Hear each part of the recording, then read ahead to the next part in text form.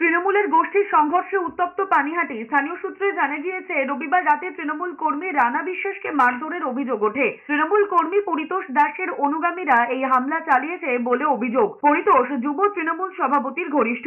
ফলে রবিবারের ঘটনার প্রতিবাদ জানিয়ে দোষীদের গ্রেফতারির দাবি জানিয়েছিলেন তৃণমূলের কর্মী সমর্থকেরা।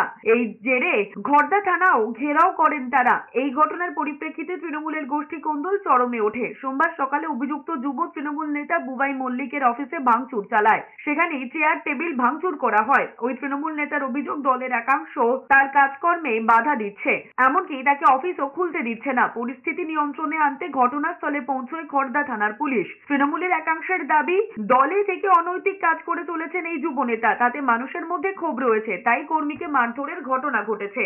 তৃণমূল করে তৃণমূল পার্টিটাকে ইউজ করে দীর্ঘ 10 বছর ধরে কন্টিনিউয়াসলি প্রমোটার থেকে তুলে বাচ্চা ছেলেদের থেকে যারা ছোট ছোট দোকানদার সবার কাছ থেকে পয়সা দিত, পয়সা খেত, এমনকি বাচ্চা ছেলেরা যারা পয়সা দিত না তাদেরকে ধরে ধরে মারতো। প্রত্যেকদিন রাত্রিবেলা র্যাগিং চলতো।